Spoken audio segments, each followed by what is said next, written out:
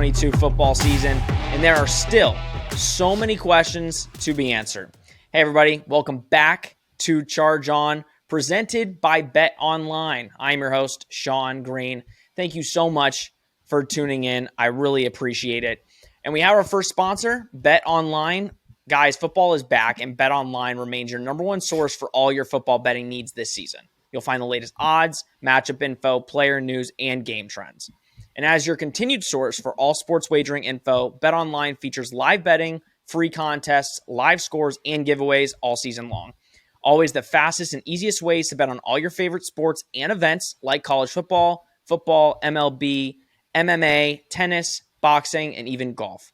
Head to betonline.ag to join and receive your 100% welcome bonus with your first deposit. Make sure to use promo code BLEAV, B-L-E-A-V, to receive your rewards. That's BLEAV, B-L-E-A-V. Bet Online, where the game starts. And we want to thank Bet Online, first sponsor. And as always, it's been a while since all three of us have been on the same show.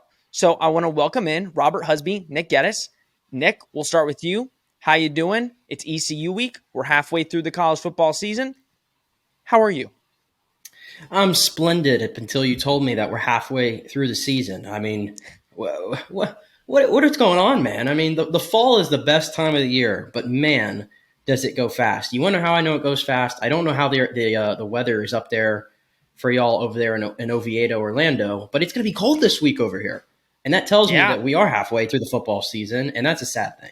That's a sad thing, but we still got some UCF football games to get over, so excited for that. Yeah, no, my girlfriend was like, we're going to carve pumpkins on Wednesday because it's a cold front. I'm like, there's a cold front.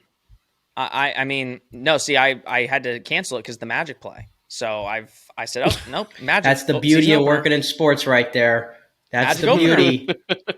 I can't. I'm sorry. We will carve pumpkins on another day. Sorry, honey, pumpkins can wait. I got to see Paolo Banchero bounce a ball. I mean, it's a very fun watch to see him bounce a basketball. I mean, we can always, I can't do Saturday, so it's looking like I'm going to have to do like Friday. Mr. Rob Husby. Rob, welcome back. Took a couple episodes off. How you doing? Good. Yeah, unfortunately life gets in the way sometimes, but I'm happy to be back, and I'm like in the same position here too. I'm like, I love fall. This is my favorite time of year. But we're halfway through the college football season already, and like I realize like Halloween is like in 2 weeks, like less than 2 weeks, and I'm like, wow, where is the time gone? Like this is my favorite time of year, and we're already pushing through everything. We got the start of the NBA season, NHL has started already. It's crazy, man. It's flying by. And it's literally every sport's going on right now. I mean, it's like you have baseball, you're in the playoffs for that. Hockey just started, NBA starting. It's the best time to be a sports fan, but you have to pick and choose what you watch. There's so much. Like you have playoff baseball. There's some games you want to watch, but then it's like you're going to have to pick and choose. There might be a football game on that day. So it's madness, but as sports fans, we love this. This is the best time of the year. And as a UCF fan, it has been so far, for the most part, a great year. We are at the halfway point. We are 5-1. Obviously, we don't need to talk about the one loss. We've talked about it so many times every week. But UCF has really impressed, I think, all of us in the way that they have bounced back after week 2 and has continued to get better. And Gus Malzahn said it. The best teams they continue this streak into the second part of the year. It's what you do in the second part that basically defines who you're going to be at the end of the year. So we're going to give our first half grades before we talk about ECU because, listen, I think a lot of people on the schedule saw ECU as an easy game, the game that UCF's just going to win, and then you get to the hard part of the schedule, right? We talked about, you have Cincinnati, Memphis, Tulane, some hard games. This is a game that a lot of people at the beginning of the year said, oh, it's ECU. ECU is a very good team that going up to ECU especially will be no easy task for UCF, but we'll get into it. I want to start with you, Rob. All right, if you had to rate UCF's first half of the season, giving it a grade, what would you rate it and why? Yeah, I think if you're looking at the team as a whole, I think you're looking probably around a a solid B plus, I would say. I hesitate putting them at an A just because I don't think they're all the way consistent just yet. I think the defense definitely brings them up. Coaching, I think, brings them up definitely for sure. Especially when you look at a guy like Travis Williams and stuff like that. He's done a phenomenal job with this defense. Been arguably the biggest surprise of this season has been how consistent and how good this defense has been, and their limitations on allowing points. I think, though, when you look at the offense, that's what brings it down. It's still the consistency. Obviously, the last couple weeks, we've definitely seen what this offense is capable of. We just need the consistency out of it. We need the consistency out of John Rice Plumlee, and this has all the makings of an A plus team.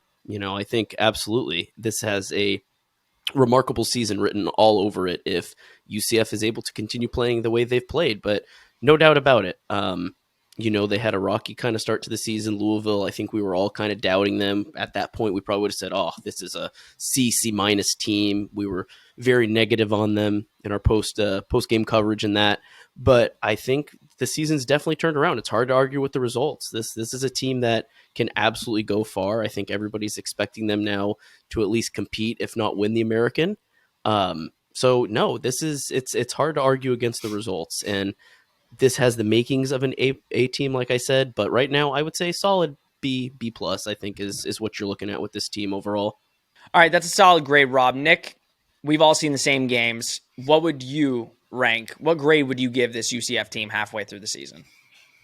Yeah, I was almost in between grades, and I'm going to settle in on a B. I'm hesitant to go lower than that because I don't want to just lose sight of the fact that the UCF defense is a top 15 unit right now in college football. And that's a big thing because just 2 years ago, we were talking about this unit. I don't even know if they were in the top 100, and they've improved that much over 2 years under Travis Williams. So I give them all the credit there. The inconsistencies with the offense, we just finally saw the offense put up 2 games in a row where I said, okay, they're starting to maximize a little bit of the talent they have, right? We finally got 2 games in a row of John Rice Plumlee where he looked the part, and the Gus Malzahn offense looked like exactly what he wanted it to. I dropped them a little bit. I don't put them higher because, you don't want to talk about it, but the Louisville loss, it happened. You can't dodge it. It happened. With every passing week, that loss looks worse, especially when I saw that team go and lose to Boston College, a team that is maybe the worst in the entire ACC, and they lost to Louisville, or they beat Louisville rather. So that loss looks worse and worse with every passing week. I wish they could have a do-over on that one, but you don't. But with that being said, what you want to see is how this team responds to a loss, and you want to see a natural progression from game 1, game 2, game 3, and so on. And I think you've seen that. And 5-1. The name of the game is to win football games, and 5-1 is something that this team has not been the last couple of years. At this point, they've had the good fortune of playing at home more often than not. The only road game they had was that one against FAU, and was that really a true road game? I mean, come on, that was for the most part a walk in the park, especially in the second half. So. We'll see if we'll cross that bridge when we get there and they have some of these road games like this one against East Carolina. But from everything I've seen, I'm going to be split the road there and say a solid B for our UCF Knights. I don't want to agree with you, but you're going to. I'm going to, right? Because of course, I guess that's just what I do. No, I had a B written down from the start of the podcast for the same reasons you do. Now, I will say, I feel like, again, the positive, and we've talked about this, the positive of UCF losing in week 2, right? It'd be worse if you lost to them in week 5. Because then you're looking at it and you're like, okay, where's this team going, right? You're losing to a team like Louisville in week 5. You can make the argument again in week 2, JRP's still trying to figure everything out after not playing quarterback for a year, 2 years.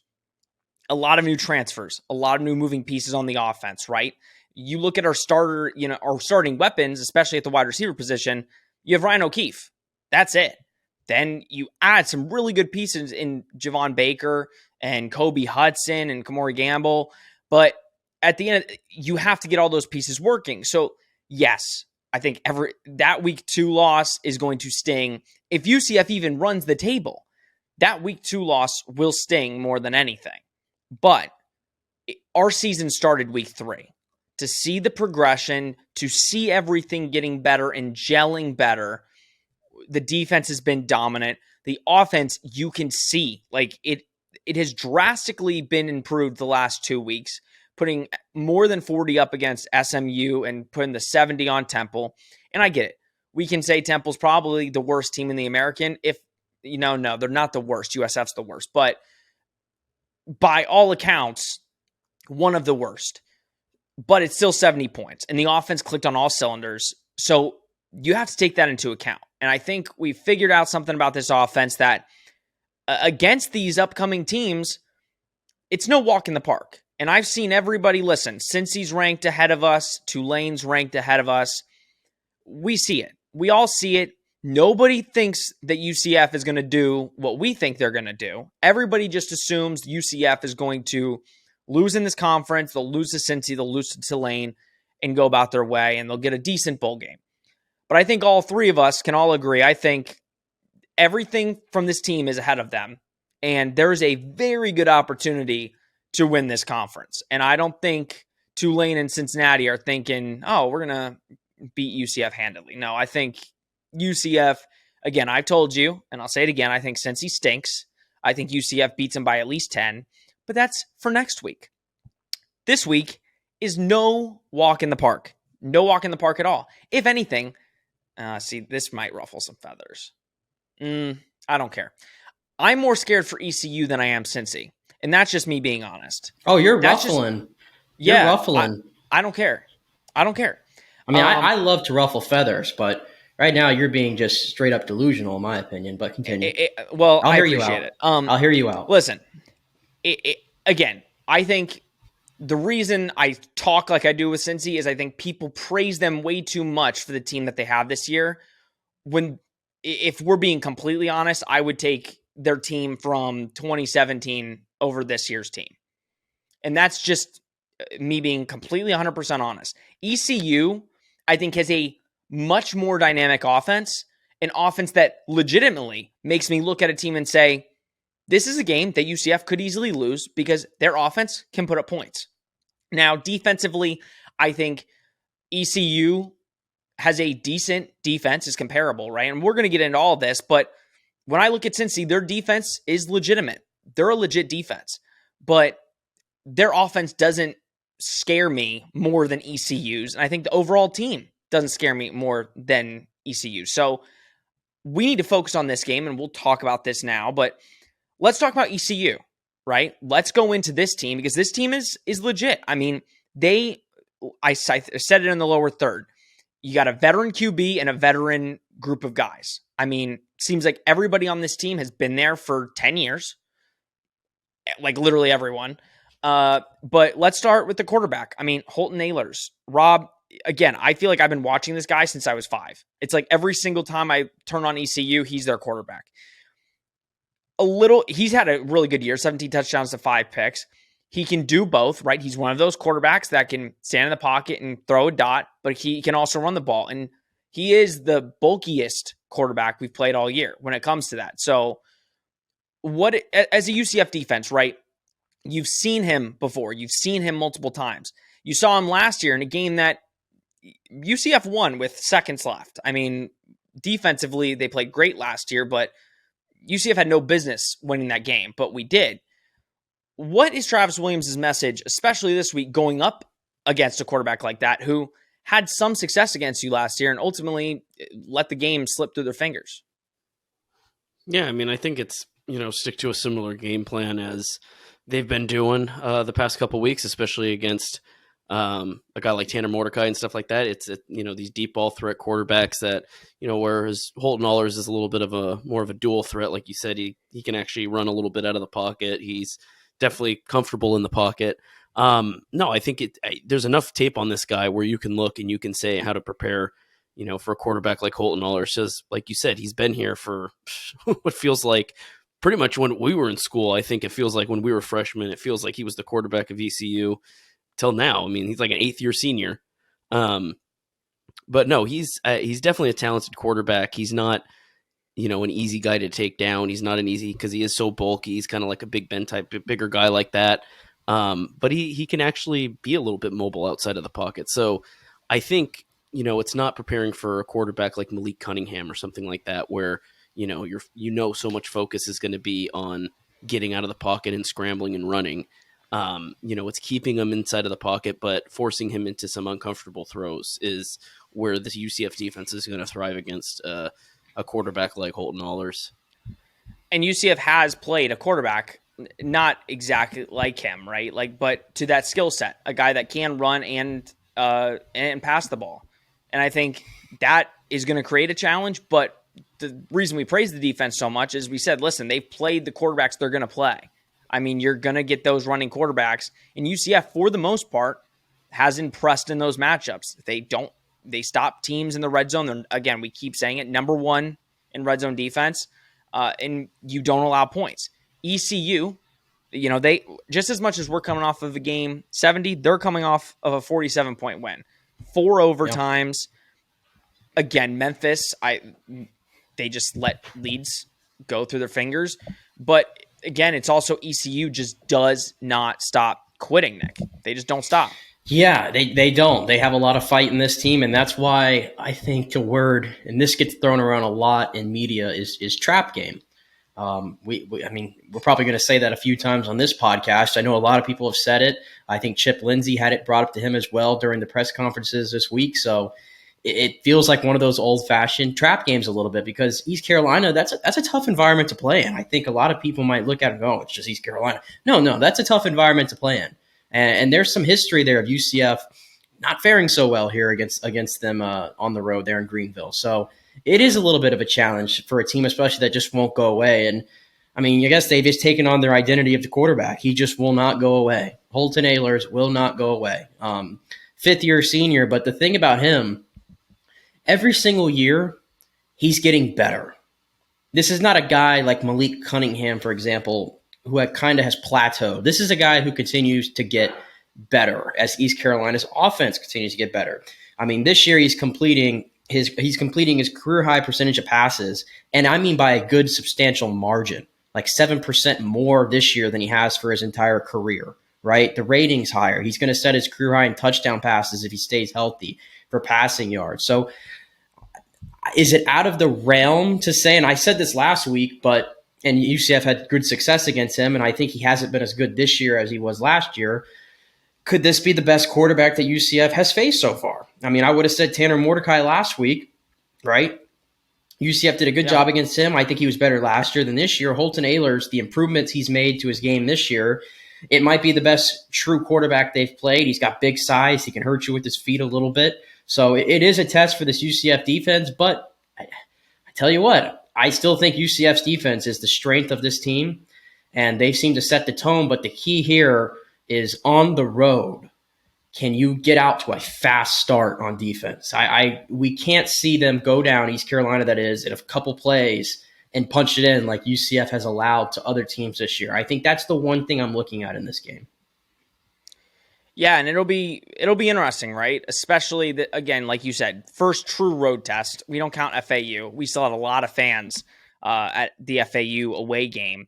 This is going to be a test. They get crazy there. Like, it is a loud atmosphere. It will be a sellout most likely. Those fans show up. They weren't after seeing the pictures from last week. It wasn't packed against Memphis. It will be packed for UCF. Like, we 100% think that. Skill position players on ECU, before we talk about the defense, skill position players have never been ECU's problem. Just receiver-wise, we'll go into the receivers, but just height-wise, you got 6'3", 6'2", 6'2". You have a bunch of guys that are over 6 foot, and then you have a stud at running back in Keaton Mitchell. I mean, he's been there for a couple of years, and by all accounts, he's potentially the best running back in the American. And then you have potentially the best receiver in the American in CJ Johnson. Rob, let's talk about CJ Johnson for a bit, right? What is it about him that makes him just a pure potential NFL wide receiver that can cause the Knights problems, especially with his height?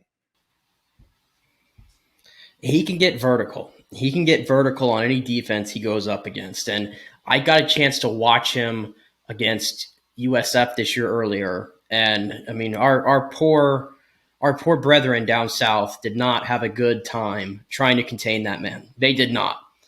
In 2020, when UCF had to play East Carolina up in Greenville, UCF did not have a good time covering him in that game. So I think, yeah, he is definitely a more of a sneaky NFL guy. Maybe a lot of people in the country don't know about him.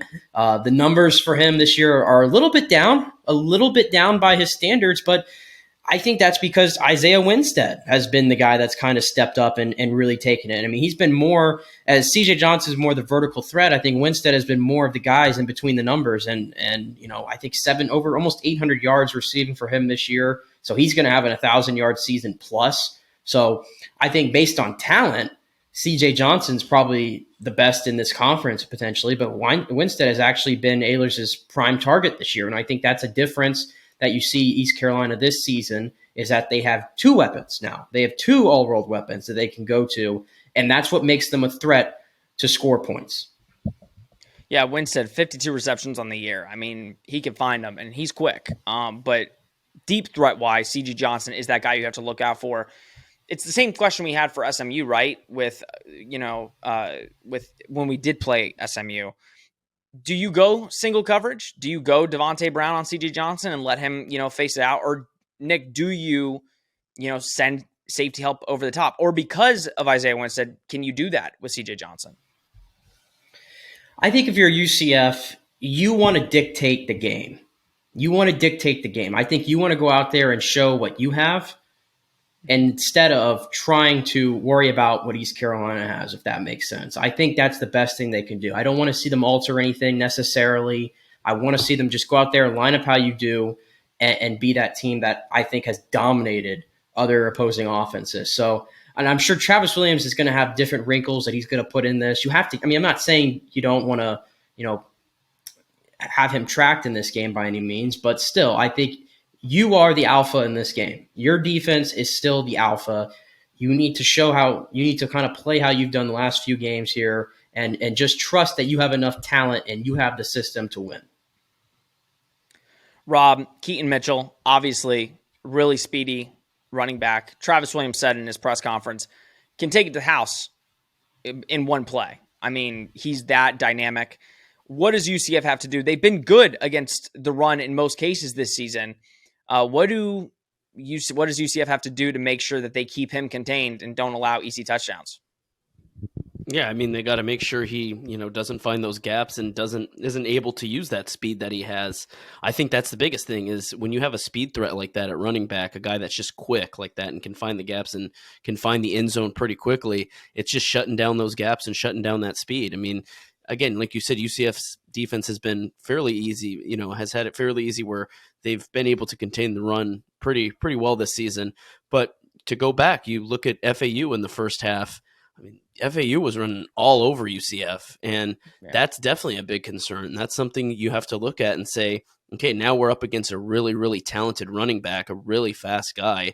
We know, like you said, how UCF's defense has gotten off to a slow start this past season. That's the biggest concern, is if you let your foot off the gas a little bit and you're not full speed ahead, all systems go from the very beginning on the defensive side of the ball, they could easily, go up 7-0 very, very quickly with a running back like Mitchell. I think that's the biggest concern, is you look back at FAU and how early on UCF struggled against the run. Now you're up against a serious running back, a seriously quick running back, and that's where the concern comes in. You got to shut him down early, and you got to shut him down often. It's not going to be easy, but listen, this UCF defense has proven that they're dedicated to preventing points. So I think that's what the message has to be. You just got to shut him down. You got to do it early. Yeah, I think if UCF forces EC to throw the ball and they stop the run, I think UCF has a really good chance at winning this game. If you force Holton Ahlers to throw the ball and keep him in the pocket and keep Mitchell contained, I think UCF has a good chance at winning this game. Let's talk about defense really quick before we get to our interview with Trace. Defense has been pretty solid for ECU, especially game one against NC State. They really held them to 21 points, but they didn't get much anywhere that game. And many thought ECU was going to pull out that victory. They just came short, but in 6 of their 7 games, they've held teams under 30 points. Now, I know it's a little bit big, right? We're talking 30 points, but it's important in the sense of UCF's offense, right? We're looking for UCF to put up a lot of points. They've put up a lot of points the last couple of weeks. Nick, what is it about this ECU defense that can cause problems for UCF, and what does this offense need to do to show out against the Pirates? Yeah, I think like FAU, when we played them, I believe it's a team that can get to the quarterback, and it's more from a committee approach. They got a lot of guys with 2 sacks, 3 sacks, 4.5, 5. I mean, it's coming from all different angles. A top 25 defense nationally in regards to getting to the quarterback. They stopped the run pretty well, averaging, I think, giving up about 109, 110 yards a game on the ground, which UCF has gone up against tough defenses like that against Temple. But as we learned to find out, that wasn't really a problem. And I think that's kind of like the theme that I'm taking on here is, these teams in the AAC that UCF is playing, they might have 1 or 2 or 3, maybe 4 guys who I can confidently tell you, those are some of the best players in the conference, right? They can make a difference. But I think UCF has definitely double digits on those type of impact players. And I just think that they're better than these teams. So even though East Carolina has a good getting to the quarterback success rate and they can stop the run, kind of like Temple did, I think in the end, talent wins out. And I don't think Gus Malzahn is going to divert from the game plan by any means. Maybe we do see more of that explosive, deep threat offense that we saw against Temple. The one thing that Gus Malzahn, the slant is back in action at UCF. The slant is back, believe it or not. And that has been the one play that I think has really opened up this offense the last couple of weeks is kind of integrating that into it here. So what does UCF need to do? They just need to line up again and trust their talent and stick to the game plan, because I still think you're going to see a heavy dose of running the football. Regardless of the fact that East Carolina has stopped it, I still think you're going to get a heavy dose. And I think you're going to see probably the most of RJ Harvey in this one than you've seen all season long. I think that's the way it's trending at the moment. I would agree with that probably. And I want to see it. I want to see him out on the field. Rob, really quickly, before we go to our interview, who is one offensive player that you want to see kind of have a show out game? I know the receivers had a really good game last week, and they're starting to find their own. Who's one offensive player that you really want to see have a game against ECU? Yeah, I think to Nick brought him up. I think it's RJ Harvey. I think this is a guy that UCF has shown over the last few weeks that they really want to get him the ball more. They're starting to favor him a little bit more. Bowser's that guy that's going to get you the touchdowns. He's going to put up those end zone points, but RJ Harvey looks like he's taken favoritism over a guy like Johnny Richardson even. I think RJ Harvey has all the makings of a solid above average running back that UCF will be very satisfied with over the coming seasons. If this is his breakout season, this could be his breakout game. I think, like Nick said, I think you should expect to see heavy usage out of him. A team like ECU that's able to shut down the run more. I think RJ Harvey's a scrappy guy. He's a guy that's able to find open lanes and really give the opposing defense a challenge. So I think a guy like RJ Harvey, this is a game where he can really show how valuable he is to this team and what he can bring, down the line for this team. Should be interesting, and we'll give our predictions very soon. But first, let's send you to an interview we did with Trace Trylko with Sons of UCF. Great conversation and some really good information. So we'll send you that right now. Welcome back to Charge On. Like we said, we have a very special guest. So happy that Mr. Trace Trylko can join us from Sons of UCF. One of the smartest guys when it comes to UCF that I know. I listen to him. I get most of the stuff for this podcast by just listening to him picking on up some stuff from the last couple of years. So, Trace, really appreciate you coming on the podcast. Well, that's a heck of an intro, guys. I appreciate that. Thank you for having me on. No, for sure. And we've got a couple questions. Obviously, we're at the halfway point, right? Like we've been saying, UCF has had a couple interesting games early on, but the back half of their year is basically what's going to determine how we view this team. So just looking at the front half of the year, right? What would you grade this team? I know there's been a couple up and down moments. It looks like we're on an upward trajectory right now. but what would be your, first half grade for this UCF Knights team? Yeah, it's such an interesting question, right? As we get to the 5-1 record after 6 games, there have been some struggles on offense, been some struggles on special teams, right? But it seems like as the year has moved along, Coach Malzahn and his staff, as well, the players have figured those things out. So if you were just grading on in the early part of the season, boy, there were struggles at special teams, that would knock them down. There was the up and down from John Rice Plumlee. But now, down the stretch here of this first half, they've looked pretty good. Colton Boomer kicking and John Rice Plumlee, of course. I'd put him at a B- at this point. I think better than average, but because of the early season struggles, I'd knock him down a little bit.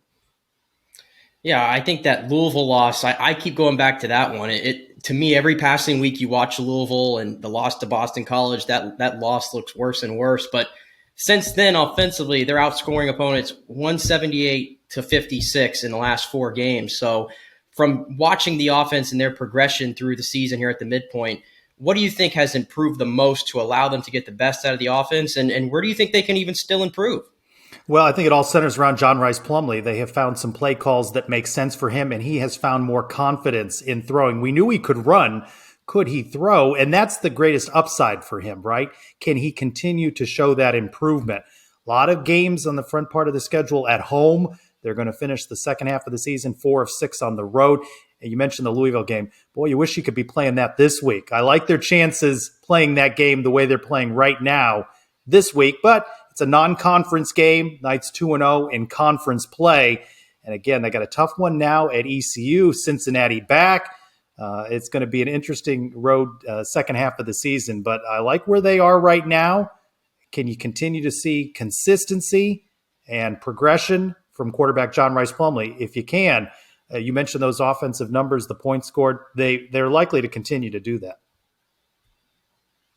Yeah, and as you mentioned, like the consistency of the offense and stuff like that has severely been in question this year with John Rice Plumlee and the UCF offense, which I don't think any of us really thought would be an issue coming into the season.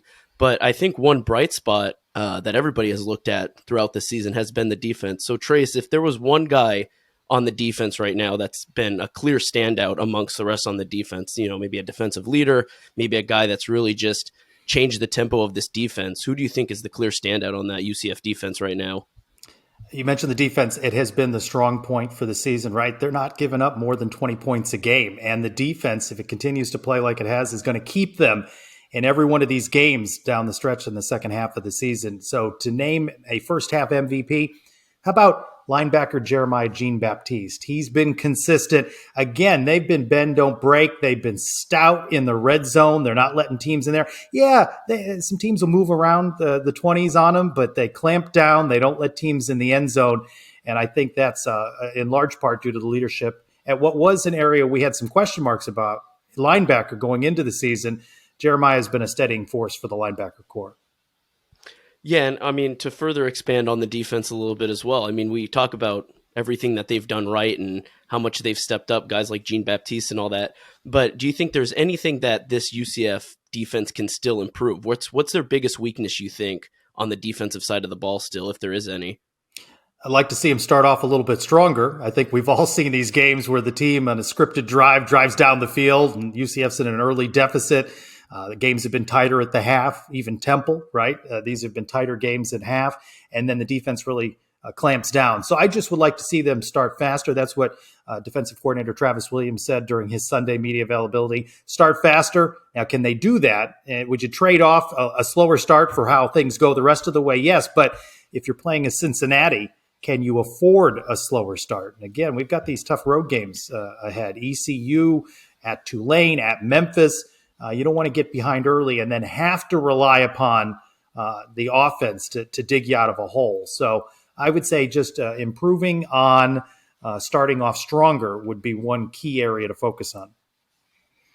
Yeah, and you mentioned tough road games, and I think the ECU environment is one of the more underrated environments probably in college football, and I know Gus Malzahn was asked about that a little bit, and he said he really hadn't spent much time in Greenville. So, but with that being said, we know there is offensive firepower here. I mean, Holton Ahlers is very experienced, very good receiving group. CJ Johnson, one of the better receivers in this conference. So I mean, it almost has the makings of one of those old school trap games, I guess, if you will. How do you see this one going? That's funny, that question of trap games. It's a question I asked of offensive coordinator Chip Lindsey, and it got asked of Coach Malzahn, and they all swatted away. Is that something that fans say, that members of the media talk about? You certainly can't be looking ahead to Cincinnati at home, now a sellout in the bounce house, fans buzzing about whether game day might come back to the UCF campus. You can't look past ECU. This is a tight rivalry, equal, and now UCF moving on to the Big 12, leaving ECU in the AAC, or AAC, that's right, I said it right. You know that ECU would like to damage UCF's season. And so whether a trap game exists or not, I do think it's a difficult environment. It's going to be rocking there on a Saturday night. I was there for the Hale Perryman game, so I know how raucous ECU's fan base can be. And again, everyone wants to give Cincinnati, Houston, UCF a punch on the way out of the conference and onto the Big 12. Whether it's a trap game or not, I don't know. I think it is a tough road game, certainly. And they can't do the things that led to problems early on in the season. They've seemed to correct the issues with penalties, but you can't have those false start penalties in a loud Dowdy-Ficklin Stadium.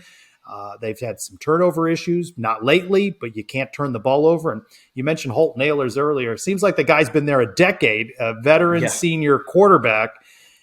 He's up and down. He's inconsistent, but still a senior and a veteran quarterback. And, remember, John Rice Plumlee doesn't have quite that same level of experience at quarterback. So ECU is going to be formidable. Do the Knights have both offensively and defensively what it takes to win the game? Certainly. A couple of point favorite on the road, but it's going to be hard to get out of Greenville. Now, people have been asking this question. I want to ask you. Do you think the 4 overtime game last week for ECU will play any factor into this game? I know it was brought up with some of the coaches in the press conference, but do you feel like that will be a factor in this game? Nah, I think what's more of a factor and a plus factor is UCF played its game earlier in the week. So they have a little bit extra time for the bumps and the bruises and the grind of a football season, a little bit more time to scout ECU. Nah, I don't think that's as much a factor. What each team has to caution against is, do you have a letdown? For UCF, you score 70 on Temple. Do you have a little bit of a letdown after that? For ECU, you're riding high, but that takes a lot out of you winning, in a multi-overtime game. So how does each team prepare itself? I feel like in covering the team, you end up recycling the coaching cliches about going 1-0 every week and you play them one at a time. But how do you shake off those sorts of things and stay focused on an ECU in UCF's case, or ECU looking at UCF, and you ride that 24-hour wave of emotion that comes with a game, and then you have to get right back into it and prepare. I think you'd rather have a couple extra days of rest and preparation, the way the bye weeks fell, the hurricane coming in, that you were UCF, than going late into the night on Saturday if you were ECU.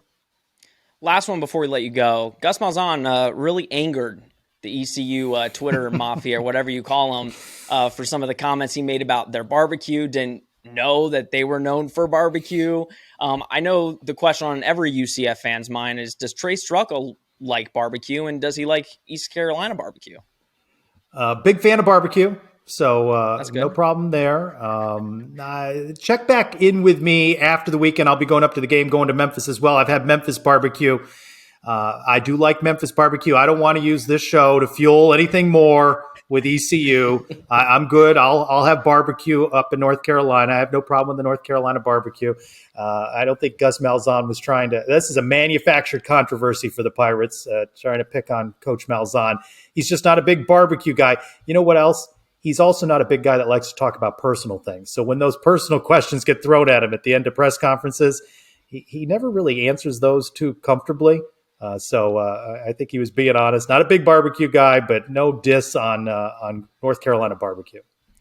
That is for sure. Trace, we really appreciate it. You could check out Sons of UCF live tonight, 8 to 9. Trace, where can they find you? I'm sure most of our fans, if not all of our fans, definitely follow you, but where can they find you on all the socials? Yeah, I'm at Seinpez, Seinpez, on Twitter, at Sons of UCF as well on Twitter. Two Nights Media is where you can find all of the content and all the social channels, Instagram and Facebook and Twitter and all of that.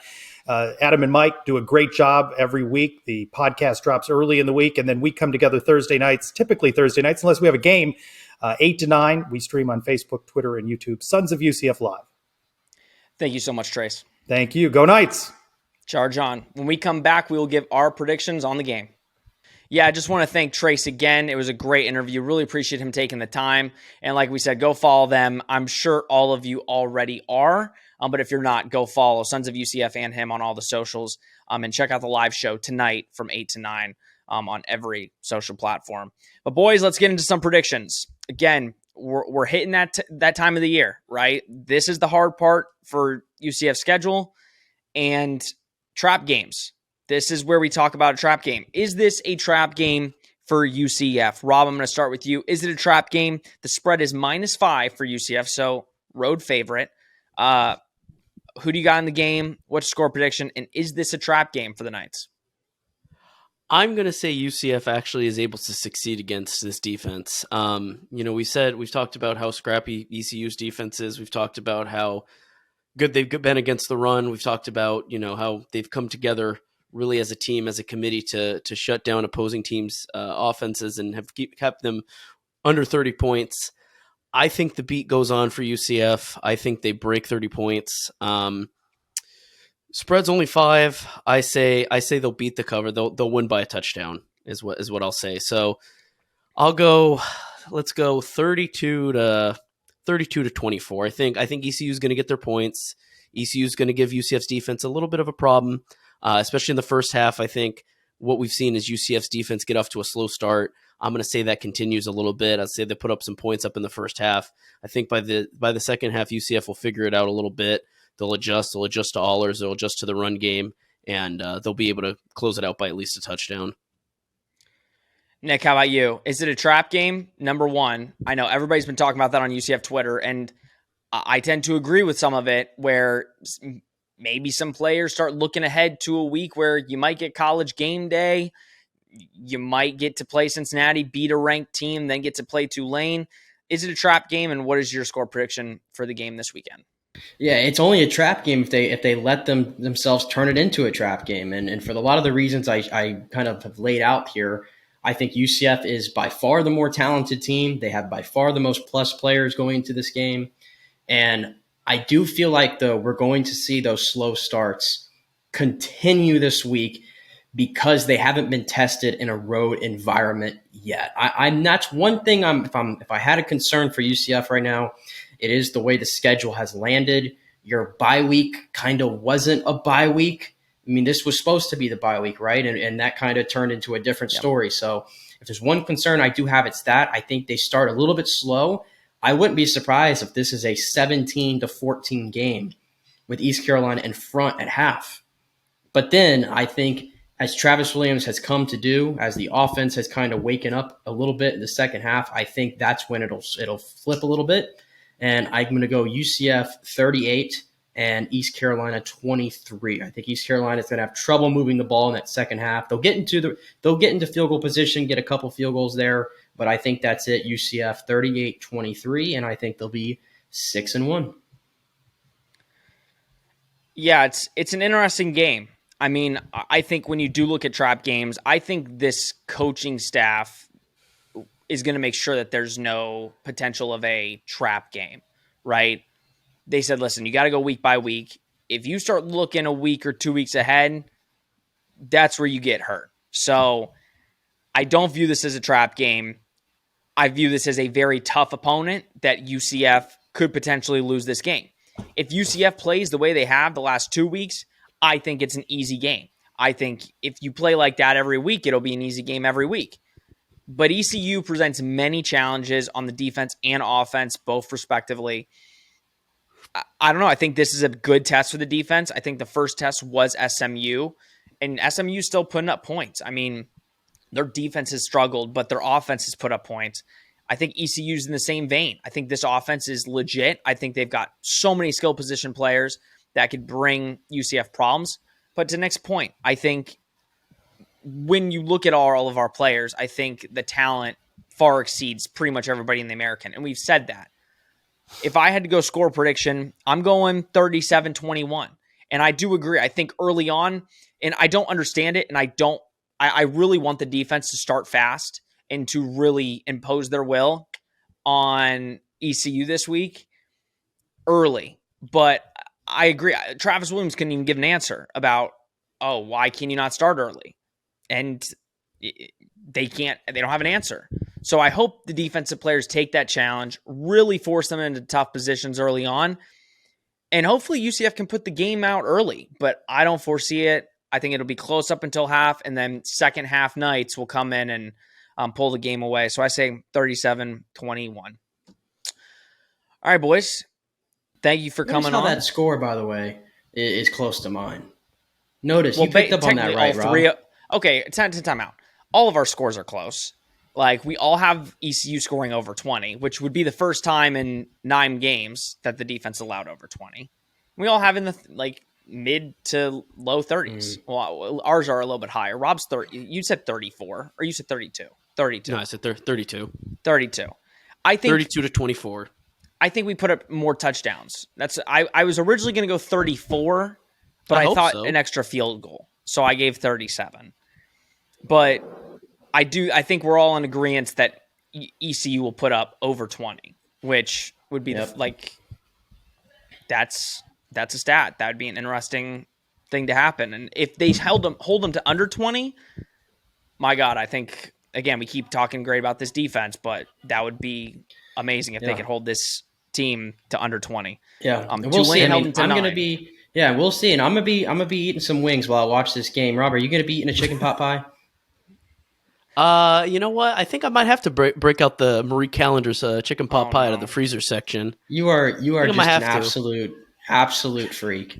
I mean, eating that abomination of a meal. I will go on anybody's show and tell you why the chicken pot pie is the worst dish ever created by whoever made it on this earth. It is awful. I don't think we have the time. We don't have the time. I just wanted to get that dig in because I learned right before we came on that Rob's a chicken pot pie fan. And he had the audacity to tell me that he enjoyed the frozen ones too. Not grandma's, the frozen ones. I said they're all right, but homemade is absolutely the way to go. And there's plenty of restaurants that can do them. You said it was gas. You said it was gas too, which is even worse. You said it was gas, and you like those little peas. I said the one that was homemade. I said the one that was homemade with the Pillsbury biscuits was gas. Please. I said the frozen ones were all right. They're all right. All right. Sean, take us home, please. All right. We definitely will not be eating barbecue from East Carolina, and I think we're okay with that. But thank you guys for coming on. And thank you, as always, for listening to Charge On. Wow. I'm still thinking about the chicken pot pie thing. Thank you for listening to Charge On, presented. Rent-free. I know, rent-free. Thank you for listening to Charge On, presented by Bet Online. We will see you a day after the game to break down everything about the, hopefully, UCF win in East Carolina. This has been Charge On, presented by Bet Online. We will see you after the game.